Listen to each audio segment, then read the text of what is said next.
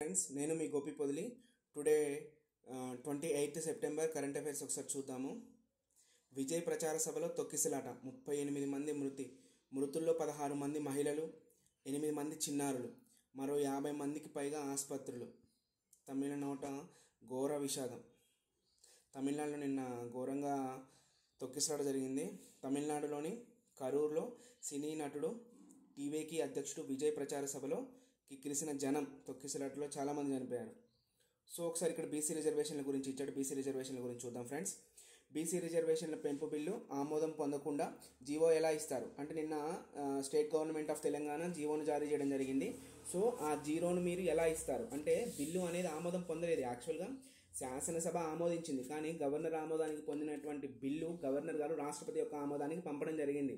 So అలా రాష్ట్రపతి ఆమోదంలో ఉన్న బిల్లుకు మీరు జీవో ఎలా జారీ చేస్తారని చెప్పి హైకోర్టు ప్రశ్నించడం జరిగింది. ఒకసారి చూద్దాం ఏమంటుందో. ఎన్నికల నోటిఫికేషన్ వచ్చిన పిటిషన్లపై విచారణ హైకోర్టు. ప్రభుత్వానికి ఎన్నికల సంఘానికి నోటీసులు జారీ చేసిందనమాట హైకోర్టు.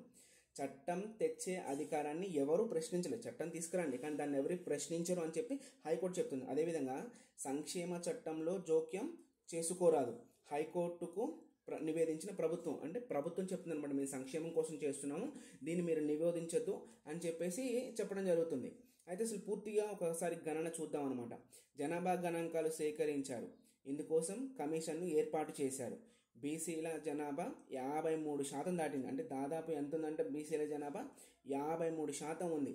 భారతదేశంలోనే కాదు, తెలంగాణలో కూడా బీసీల జనాభానే ఎక్కువగా ఉందని చెప్తున్నాడు అనమాట. ఎంత 53% BC population in Telangana. BC population in Telangana అనమాట. ఇదే కనుక చూసుకుంటే, ఈ బీసీలను అభివృద్ధిలోకి తీసుకురావడంతో భాగంగా వారికి 42% అంటే 53% ఉన్నటువంటి బీసీ ప్రజలకు 42% రిజర్వేషన్ ఇవ్వడం జరిగింది. ఎంత 42% reservation in Telangana for BCs అనమాట. అయితే ఇక్కడ ఏమన్నాడు, ఉద్దేశం మంచిదే అంటే హైకోర్టు చెప్తున్నాను, ఉద్దేశం మంచిదే, అయితే రిజర్వేషన్ల పెంపు ప్రక్రియ చట్ట ప్రకారం చేపట్టాలి. పంచాయతీరాజ్ చట్టంలోని సెక్షన్ 285A సవరణ తీసుకురాకుండా ఇది సాధ్యం కాదని చెప్పేసి చెప్తుందనమాట.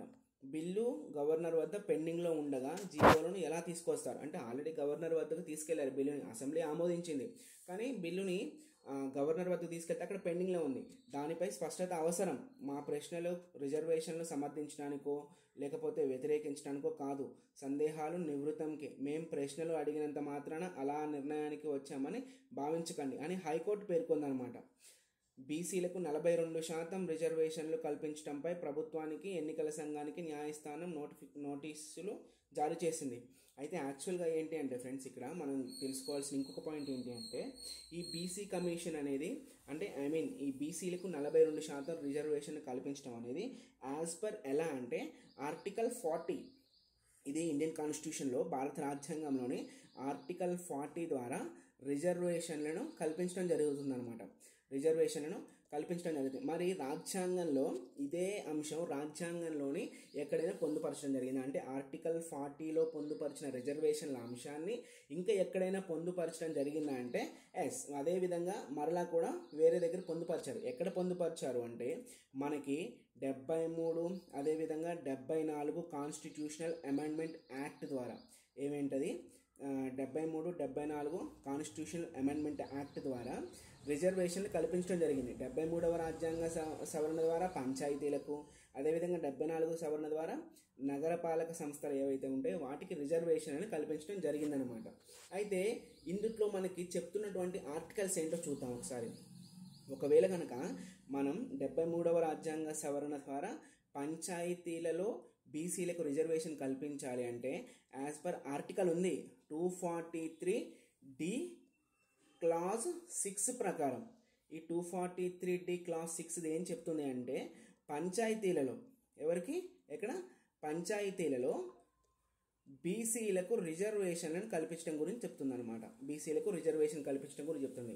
ఏది 243D క్లాజ్ 6 ప్రకారం పంచాయతీలో ఉన్నటువంటి బీసీలకు రిజర్వేషన్లను కల్పించవచ్చు అని చెప్పి 73వ రాజ్యాంగ సవరణ చెప్తుంది. ఎప్పుడు వచ్చింది 73వ రాజ్యాంగ సవరణ అంటే, పివి నరసింహారావు గారి కాలంలో 1991లో వచ్చింది. అమలు వచ్చేసి 1992 ఏప్రిల్ 14th అనమాట, సారీ ఏప్రిల్ 24th ఇది అనమాట. ఇది గుర్తుంచుకోండి. ఇది 73వ రాజ్యాంగ సవరణకు సంబంధించి. అదేవిధంగా కనుక మీరు చూసుకుంటే మళ్ళొక్కసారి 74వ రాజ్యాంగ సవరణ కూడా అలాగే చూద్దాం. ఇప్పుడు 74వ రాజ్యాంగ సవరణ ద్వారా నగరపాలక సంస్థలు, ఎక్కడ 74వ రాజ్యాంగ సవరణ ద్వారా నగరపాలక సంస్థలు సంబంధించింది. అయితే ఈ నగరపాలక సంస్థలలో బీసీలకు రిజర్వేషన్లు కల్పించే ఆర్టికల్ ఏంటి అని అడుగుతాడు. ఎవరికి? బీసీలకు రిజర్వేషన్లు కల్పించే ఆర్టికల్ ఏంటి అంటే 243T సబ్ క్లాస్ 6 అనమాట. ఇక్కడ చూడండి, అది 243నే, అది 6, కానీ ఇక్కడ మధ్యలో ఏంటి, డి అంటేనేమో పంచాయతీ సంస్థలకి, టీ అంటేనేమో నగరపాలక సంస్థలకి బీసీ రిజర్వేషన్ అని కల్పించడం జరుగుతుందన్నమాట. ఇది రిజర్వేషన్కి సంబంధించినటువంటి ఒక అంశం అన్నమాట. నెక్స్ట్ వచ్చేసి తెలంగాణను పునర్నిర్మిద్దాం, ప్రపంచ నగరాలతో పోటీ పడేలా తీర్చిదిద్దాం, కొలువుల పండుగలో గ్రూప్ 1 విజేతలకు సీఎం రేవంత్ రెడ్డి దిశానిర్దేశం, తల్లిదండ్రులను నిర్లక్ష్యం చేస్తే వేతనంలో 10% కోత విధించేలా చేస్తామని వెల్లడి. మంచి నిర్ణయం ఇది. ఒకవేళ కనుక ఏ ఉద్యోగి అయినా తల్లిదండ్రులని నిర్లక్ష్యం చేస్తే 10% వారిలో కోత విధించి ఆ 10%కి ఇంకొక 10% యాడ్ చేసి గవర్నమెంట్ ఇవ్వచ్చు. అంటే నేను చెప్తున్నా ఇంకో 10% యాడ్ చేసి అని చెప్పి. సో వీళ్ళైతే 10% కోత విధిస్తున్నాం అని అంటారు. ఇటీవల అడుగుతాడు అనమాట. ఇటీవల రాష్ట్ర ప్రభుత్వం తల్లిదండ్రులు నిర్లక్ష్యం చేసినటువంటి ప్రభుత్వ ఉద్యోగులకు ఎంత శాతం కోత విధిస్తుందని చెప్పేసి అడుగుతాడు. 10% అనమాట. గుర్తుపెట్టుకోండి ఫ్రెండ్స్. నెక్స్ట్ వచ్చేసి ఇక్కడ ఇంపార్టెంట్ వచ్చేసి గ్రూప్ 1 విజేతలకు నియామక పత్రాలు అందజేస్తున్న ముఖ్యమంత్రి రేవంత్ రెడ్డి, చిత్రంలో బట్టి విక్రమార్క, పొంగిరెడ్డి శ్రీనివాసరెడ్డి, పొన్నం ప్రభాకర్ తదితరులు ఉన్నారనమాట. ఇది వాళ్ళ మెయిన్ హెడ్డింగ్స్లో వచ్చేసి మనకు కనిపిస్తున్నట్టు అంశం అనమాట. నెక్స్ట్ వచ్చేసి కనుక అమెరికా టారిఫ్లతో భారత్కు వృద్ధికి ఇబ్బంది. అమెరికా టారిఫ్ వేసింది, ఎందుకంటే భారతదేశం అత్యధికంగా వ్యాపారం చేస్తున్నది ఎవరితోటి? వాళ్ళతోటే కదా, అమెరికాతోటే ఎక్కువగా మనం ఎగుమతులు దిగుమతులు అనేవి చేస్తున్నాం. సో అలాంటిది ఇప్పుడు ఆ టారిఫ్లు అనేవి విధించడం వల్ల ఏమవుతుందంటే భారత్కు కొంత ఇబ్బందికరమనే చెప్పాలి. సో ఇక్కడ ఒకసారి చూడండి ఫ్రెండ్స్, ఈ ఆర్టికల్ చాలా ఇంపార్టెంట్. ఇరాక్లోని సైనికులకు అపోలో హాస్పిటల్ సేవలు అనమాట. ఇది మనం ఎట్లా చూడాలి అంటే, ఇటీవలి కాలంలో ఇరాక్లోని సైనికులకు భారతదేశంలోని ఒక హాస్పిటల్ సేవలు అందిస్తుంది. ఆ హాస్పిటల్ ఏంటి అని అడుగుతాడు.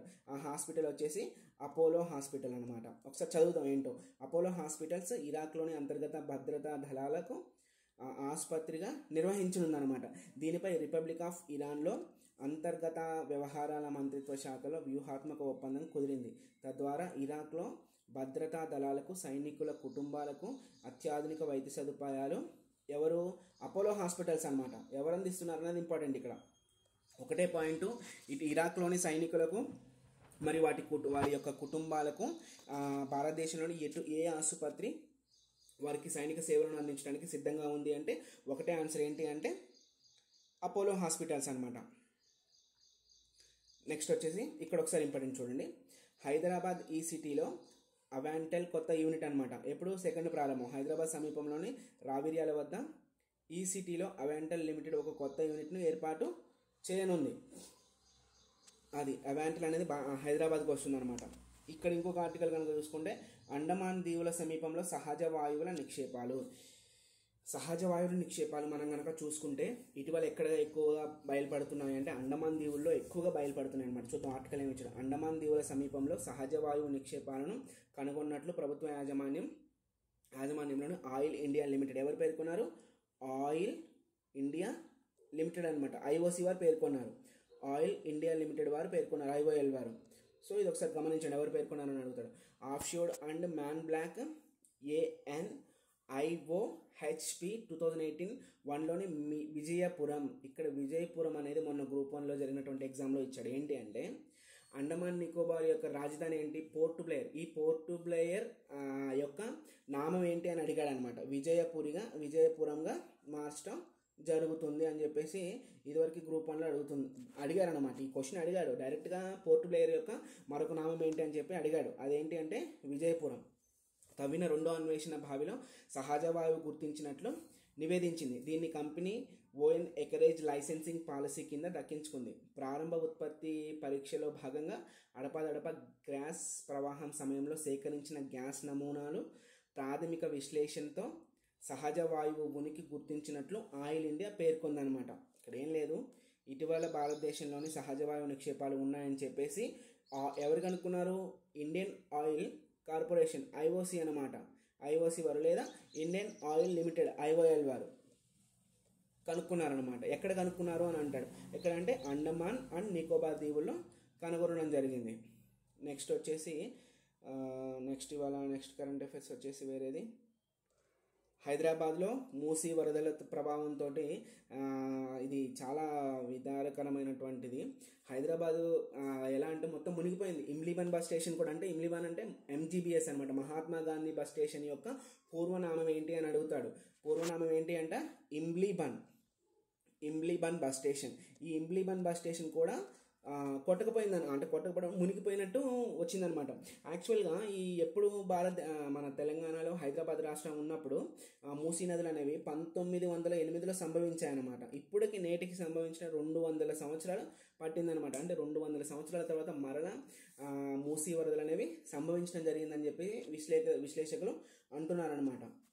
ఇక్కడ చూద్దాం ఏంటంటే మహోగ్ర మూసీ ఉస్మాన్ సాగర్ 15 గేట్ల ఎత్తడంతో హైదరాబాద్ నగరానికి భారీ వరద. ఇది ఇక్కడ ఒక గవర్నమెంట్ యొక్క డిసడ్వాంటేజ్ అని చెప్పేసి కొంతమంది అంటున్నారు. ఎందుకంటే ఒకేసారి 15 గేట్లు ఎత్తడం వల్ల వికారాబాద్, తాండూరు నుంచి, అంటే మూసీ నది ఎక్కడ ఉంది? వికారాబాద్లోనే ఉంది కదా. సో అక్కడ ఉన్నటువంటి 15 గేట్లు ఒకేసారి ఎత్తడం వల్ల వరద నీరు ప్రవాహం ఉధృతంగా ప్రవహించి హైదరాబాద్ నగరాన్ని ముంచేసిందని చెప్పేసి చాలామంది విశ్లేషకులు అభిప్రాయపడుతున్నారు అనమాట. సో ఇది ఫ్రెండ్స్ ఇవాళ దీనికి సంబంధించిన కరెంట్ అఫైర్స్. మళ్ళీ ఒకసారి ఇది కనుక చూస్తే ఇక్కడ మన కాన్సెప్ట్ ఏంటంటే, ఇక్కడ మెయిన్ కాన్సెప్ట్ బీసీ రిజర్వేషన్ల పెంపు బిల్లు ఆమోదం అనే అంశం పైన మనం చర్చించడం జరిగింది. ఇది ఫ్రెండ్స్ ఇవాళ బీసీ రిజర్వేషన్లకు సంబంధించి. మీరు ఒకసారి చూసుకోండి, అది కూడా మనకి యూజ్ అవుతుంది మంచిగా. ఒకసారి చూసుకోవడమే, ఎందుకంటే ఎక్కువగా యూజ్ ఉంటుంది అనమాట దీనివల్ల. అంటే కరెంట్ అఫైర్స్ మనం ఎంత తక్కువ చూసుకున్నా కానీ మెయిన్ కంటెంట్ చూసుకోవడం అనేది చాలా ఇంపార్టెంట్ ఫ్రెండ్స్, అది నేను చెప్పేది. So thank you friends, thank you so much.